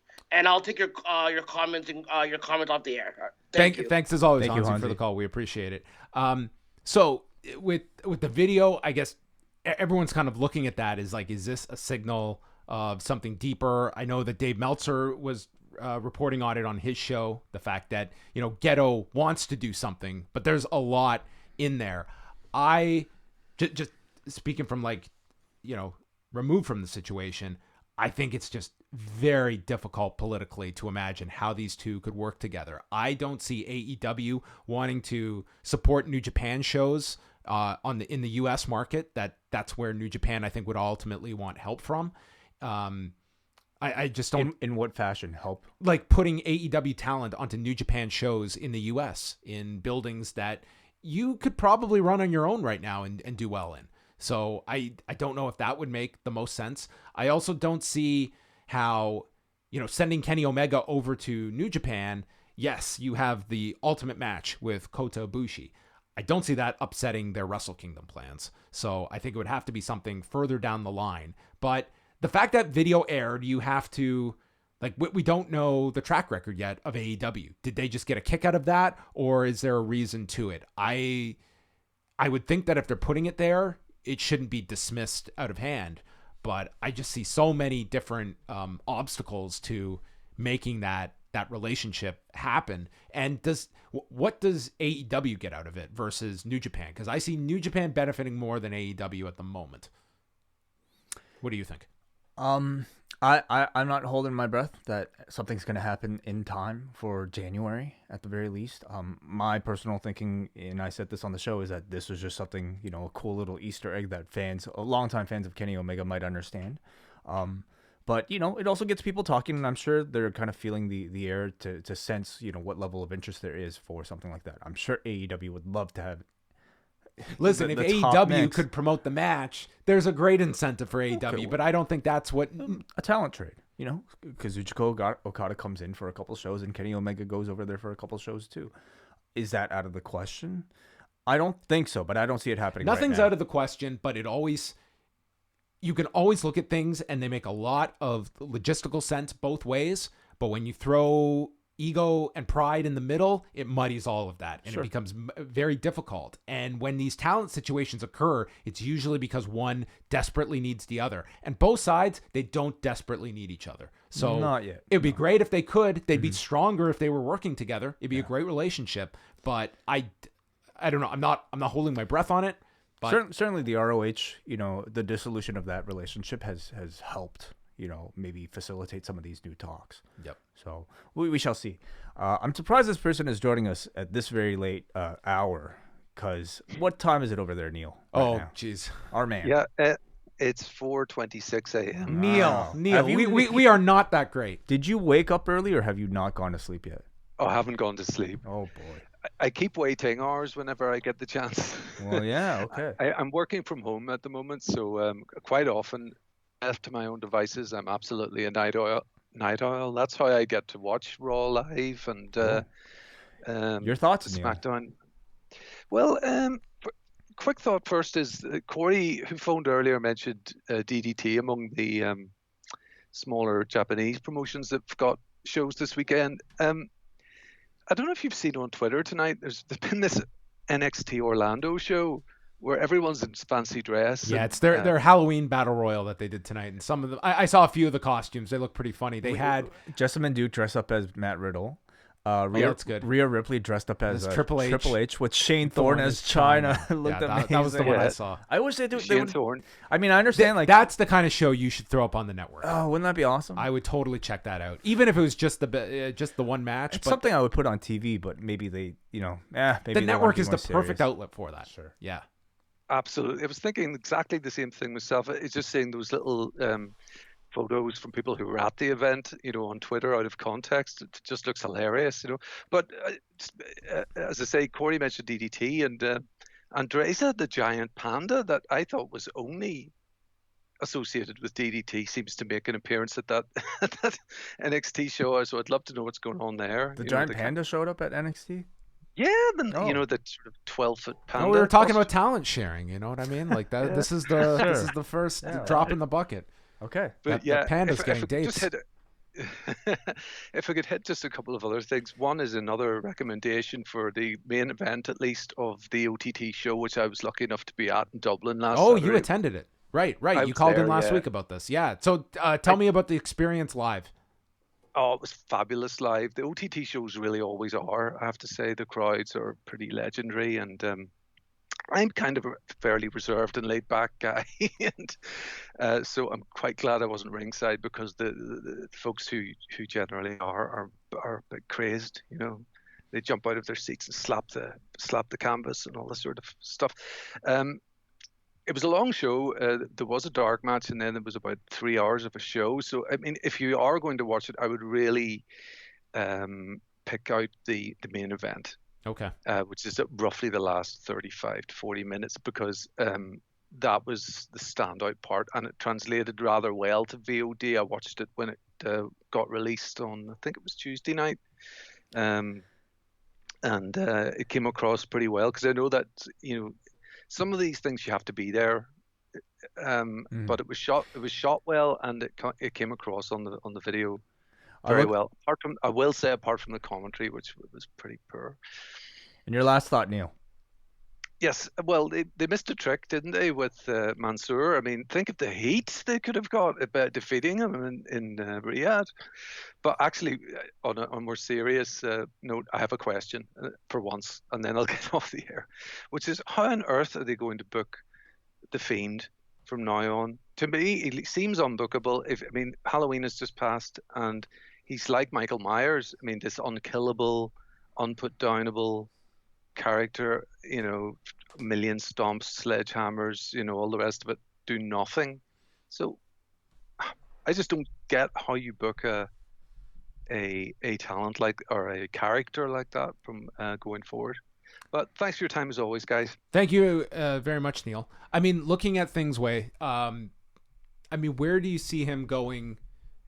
First of all, do you see him being a better fit with the SmackDown roster versus Raw, and the people that you have lined up? Like, a Fiend program on SmackDown with Roman Reigns I would really be delicate in what babyface you pair with him, because I think Seth Rollins should be a warning sign of what the worst case scenario is, and I really hope that those two are separated now. Completely, yeah. I mean, I think Seth's gonna have to get his revenge though, because you can't just abandon. Like, what does that do to Seth Rollins? But I don't know where he fits better on Raw or SmackDown, because I think in many ways it's hard. It's just as hard no matter what show you're on. Obviously, I think cable TV, you would think maybe lends itself a little bit more to that's this type of, like, I don't know, netherworldly type of thing. But I don't know. I think they have their work cut out for them either way. We go back to the phone lines, and this one's a special one because I actually made a call to this person because I saw that he was lurking around the cafe. Brother Nate Milton. Oh, wow. Are you around? What is going on, brothers? Nate, I mean, I blink and you've launched another podcast. I mean, it just, they're endless. Hey, I'm trying to catch up to you, man. You are the carrot and I am the horse. I think that's how the analogy works. Oh, well, believe me, with all these shows, I'm saying nay, and I'm willing to hand some over to you, Nate. Amazing.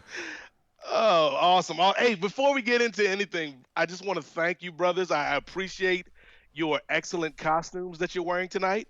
Thank you. That's because forget Ricochet. You two are the real superheroes for watching this show, for those of us who either couldn't watch it or chose not to watch it. And not all heroes wear capes, and I'm looking at two Avengers right now. Oh, man. Just the poet, Nate Milton. I love it. Graced with his presence on the Café Hangout. Hey, what is Nate's new podcast? Do you want to tell everybody a bit about this show? I was not aware of it till you made the big announcement, but the floor is yours, Nate. Okay, sure. I have a new podcast that is dropping this Sunday. Oh, Sunday. Yep, this Sunday, November the 3rd, and it features myself, Chris from LA, Chris Ely, who is actually the true host of the show, and our first guest is going to be no stranger to the post audience, the postmarks. It's going to be Andrew Thompson. The man, Andrew Thompson. And the name of the show is NWA Podcast, and the NWA stands for Nubian Wrestling Advocates. And so basically, it's looking at this crazy. You didn't want to go to with NWA Power. I thought we could go that way, but I didn't want to scare people off. I want to be hospitable and invitable, at least for the first few episodes away. But yeah, it's going to be basically, we're talking about all the news and opinions out there in wrestling, but from the perspective of Black wrestling fans. And it's something that I think is a conversation, especially this past week with all the Jordan Miles stuff. It's a conversation that I think people are ready to have. And Chris actually came to me with the idea back in January. And I was like, okay, I can maybe produce it for you, but I've got too many damn shows, and I kept dragging my feet, and maybe we'll do it at SummerSlam, kept dragging my feet. Maybe we'll do it now that Kofi dropped the belt, kept dragging my feet. But for whatever reason, this past week with all the ACH stuff, we were like, yeah, this has to be the time, because it's a conversation that we think can be interesting and fun and maybe enlightening for some of the fans out there. So yeah, NWA, Nubian Wrestling Advocates. The first show, we're going to put it out free on the Kings of Sport Patreon. The first show is free, but any show after that, you're going to have to sign up for the Patreon for, because, John, as you know, the game is to be sold and not told, my brother. Oh my goodness, this guy bringing the fire here at 12:35 a.m. I'm glad you guys are doing this show. I think it's you mentioned about people being ready to have this conversation, and how did you feel by the end of everything that's happened this week? Because I don't know if everyone necessarily wants to have this conversation, because I feel that with Jordan Miles, I think there were a lot of points raised that go beyond just the t-shirt design, that go to a much deeper core that you can speak of. And it seems that, the comments towards Jay Lethal did not really paint Miles in a very positive light. And I think that kind of dismissed all of his points, whether they be legitimate ones or not. And it seems that here we are several days removed from that. And And I don't see a whole lot of people talking about this several days out from what was a huge story this past week, I thought. Yeah, and I think, John, this kind of reminds me in a roundabout, weird sort of way of the Colin Kaepernick situation with the NFL, because you don't get to pick the messenger. Yeah, it seems, and it seemed to be a lot of shooting the messenger this week. And I'm not defending all of the things that Jordan Miles said, but I don't think you can. I think, exactly. But I think that you can't dismiss everything either. Yeah. Yeah, and so like you don't get to pick the messenger, but that doesn't mean you get to disregard the message. And so that's one of the things we're going to talk about this week. And I think it's a conversation that it's time. Not just speaking about this particular instance with the T-shirt thing, but you and I and Wai, we've talked about this before. Particularly when Kofi was making his run up to WrestleMania. Like there's things in the culture of wrestling that, while we all love it and we're all fans and we'll probably all be fans until they put us in the ground, there are things that they can do better at. And one of the things I think they can do better at is the representation of Black people and other minorities. And so that's one of the things that we're going to try to wrestle with on this program. As you kind of look at the current state of things, speaking from yourself personally, do you feel underrepresented, misrepresented, a bit of both, and has it improved in recent years? To quote Wai Ting's man Peter Quill at the end of the first Guardians of the Galaxy, a bit of both. I don't remember the line, but okay. I think Gamora's like, they got the ship back, and Gamora's like, so what do we do, Captain? Something bad, something good? He's like, yeah, a bit of both. Lovely. And then we get Baby Groot and Dave Bautista, which is beautiful. But I think representation is better now for most groups. But I also think one of the issues that I have with the WWE specifically, and it ties back into the Jordan Miles T-shirt controversy, is the decision makers and the people with the most power tend to be the people that are the most insulated from interacting with other groups. And so you're crafting stories and building characters based off of cultures that you might only have a stereotypical surface level view of. And so, yeah, like I think things are better. They're obviously not as bad as they were back in the 70s or the 80s. But we can't forget, like, this is a company that in the recent past had a dude on TV stand in front of a camera and say, I was born to shuck and jive. And so like there's some blame to go around. And it's one of the things like I love having conversations like these, because it's not, and that's the other thing, John. I want the listeners to know that like this isn't going to be a quote unquote bash session against the white people in the industry, because I think the best way to create change is to have a conversation. And you can't have a conversation if you're just pointing fingers on either side. And so, yeah, eventually we'll be bringing in various people. John, Wai, you both have an open invitation to the show, because I don't think you can have this conversation within a community and see any change. It has to be all wrestling fans, all people that are kind of involved with the industry, just kind of being open and honest and respectful and get into it. No, I was really excited when you made this announcement. I think this is a show that I think a lot of people will seek out. I definitely will. I'm a big fan of you and Chris, and of course Andrew as well will be a fantastic guest this weekend. So that's Sunday. It's dropping at the Kings of Sport on Patreon. This will be a free show Sunday. Yep, the first one will be free. After that, it's like the drug game, baby. First taste is free, but when you come back for that second hit, you got to come out the pockets. But real quick before I go, guys, how crazy is it that in 2019, Wednesday night has become one of my favorite times of the week? It's pretty crazy. How far was the show from where you are last night in Charleston? Is Charleston still pretty far? It's a few hours away. Like, okay. I honestly thought about going to that first show in DC. Like, right, I was looking up train tickets on Amtrak and all that good stuff.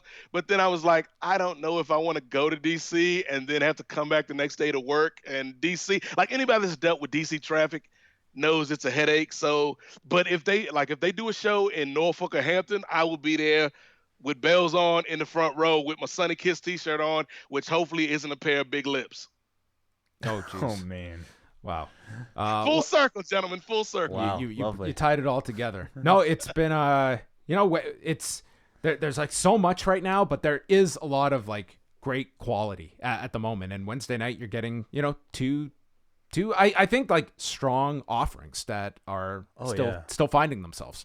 Like you guys know, like I love the World Series way, and Game 7, like baseball is my thing. Like in Game 7 of the World Series, I was there, but at every commercial break, I was either on USA or on TNT because that's how important NXT as well as AEW have become to my wrestling viewing habits. So, like, yeah, I know the numbers dipped down, and you guys talked about it, but I don't think that's a sign that people aren't interested in these shows. We actually haven't talked about it yet. Yeah, the ratings, we'll get into the numbers after. Well, let's segue to the discussion. Let's have Nate stay on because I'd love to get any further thoughts you might have. Well, for Wednesday night, we had AEW with 759,000 viewers. They were down 21%. NXT was down 17% with 580,000. But it was really interesting to look at the demographics because AEW had some enormous losses, particularly among people 12 to 34. With females, they lost 65% from last week, 44% among males. They also lost 32% among females 18 to 49. So they saw a lot more kind of erratic drops. What was interesting was of the demos, people over 50 that AEW, like that's been the demo they lose to with NXT every week. They did lose this week, but they stayed even from last week. And if you were to say what audience of AEW would be most likely to be watching baseball, I would think the over 50 audience, and they stayed consistent from last week's number. Now, NXT, on the other hand, they did see some dramatic decreases. They were down 31.5% among females 18 to 49, but they also had some gains. They were up among people 18 to 34. They were up in males 12 to 34 by 27%. So when you break it down, like the demos painted a better picture for NXT, but they're also dealing with a smaller number. But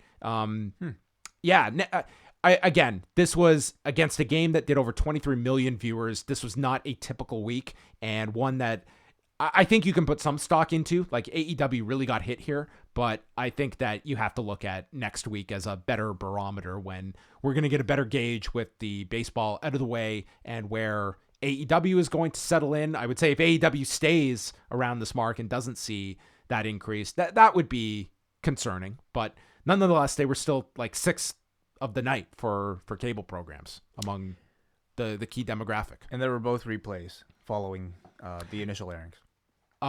Were there? For AEW and NXT. Yeah, NXT had a replay too. Oh, okay. Yeah. Okay, they both had replays. But any other thoughts, Nate, you might have?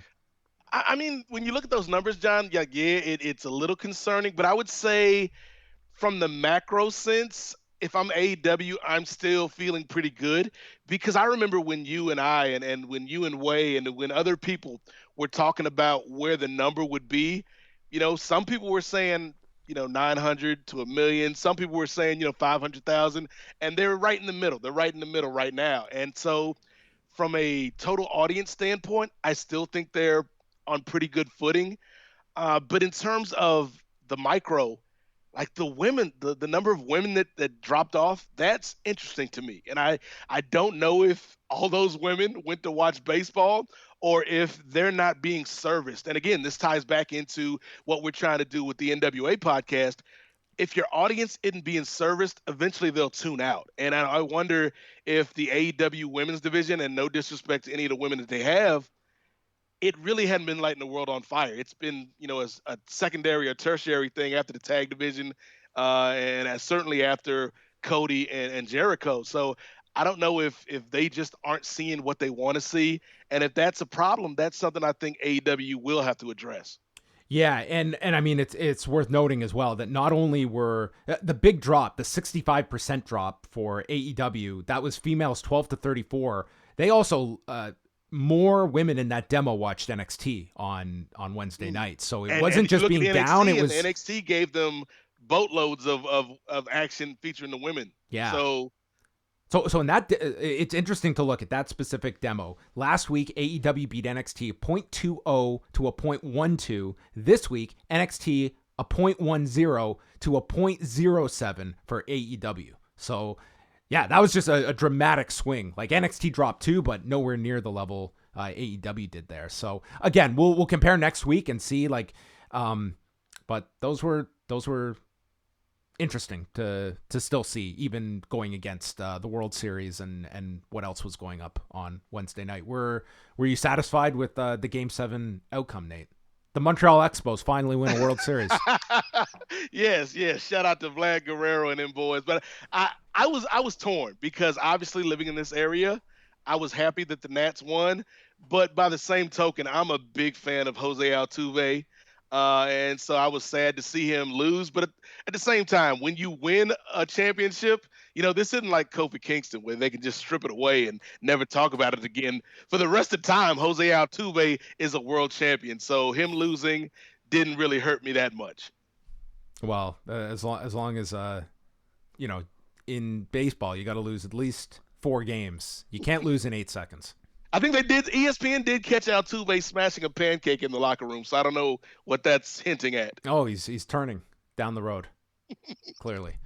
Well, Nate, thank you so much for staying up late with us. Always great to hear from you, and we'll definitely plug the new show on the site. So congratulations on that, and I look forward to listening to the debut episode. Thanks to both of you guys. I appreciate the time, and I appreciate you guys shouting out the show, NWA, on the Kings of Sport Patreon, and thank you on behalf of all the postmarks. Thank you for giving us this treat of a king-sized edition of the Cafe tonight, gentlemen. Beautiful. We can't top the words of one Nate Milton. So thank you very much, Mr. Milton, for joining us. All right, are we going to keep going? I think that's going to be it for calls, I would assume, unless Yes. anybody else really wanted to get a word in. But I feel like we've covered pretty much everything. Yeah, we got into the ratings, all of that. So Wai and I are going to be back tomorrow. And then after that, let me see in my head. So Friday night with you, Yep. SmackDown. Saturday night is the UFC show. Sunday night, you and I are doing Power Struggle. yep. And then Raw. Thunderstruck is out as well. Thunderstruck will be out. I was just looking at my own. Oh yeah. I'm just thinking like the next day that I'm not doing a show, and I'm realizing there isn't one. So we could just keep going. But hey, It's gonna be it's a stretch. Yeah. it's what they signed up for. John needs a day off, I think. You know what? I a mandatory no, vacation tomorrow or is something. like I'm taking tomorrow off during the day actually. So Alrighty. I'm kind of annoyed because I had planned this around going to see a movie that is not out tomorrow. What movie was that? So I was going to see the Martin Scorsese movie. Oh, it's everyone not said out. it kept promoting. It's out November 1st. Not here. By the way, Star Wars is not out at the end of November. I was corrected there too. It's mid-December, I believe. You know what, guys? We love our community out there. If you want to tweet us, especially like in the middle of the next day, assume that we've heard it 5 times already. Sure. Yeah. And you know what? If Wai's gonna find out when Star Wars comes out. It's gonna be okay. He will realize when it's gonna come out. Anyway. Yeah. It's fine. It's fine. I should just not say anything, really. Yeah. Let's just come on and read the results what? and do feedback. We could be in and out in 20 minutes every night. This was a lot of fun. Thank you, everybody, for staying out. It was still plenty of people in the cafe chatting amongst themselves. It's always fun in the chat rooms. So if you're a patron, postwrestling.com/ what am I saying? Patreon.com/postwrestling. $6 a month gets you a bunch of bonus shows as well as access. For this week, wow. As well as access weekly at 3 p.m. on Thursdays to the Café Hangout, where you can join other patrons and call in with your thoughts on anything going on in the wrestling world. So hope you guys enjoyed this. And John, I certainly enjoyed this. I thought you were teeing something up, so I didn't No, want to not interrupt. really. I had a great time. Didn't know where I was going. I got my second wind, so I was all set to go for this show. This Orange Pico really came in handy. Very smart choice on your behalf. All right. That's it, everybody. Thank you so much for tuning in. We appreciate all of our callers, listeners, tweeters. You're all the best. We'll speak with you Friday night. Rewind to SmackDown, live from Buffalo, New York. Oh, Look it up. Thank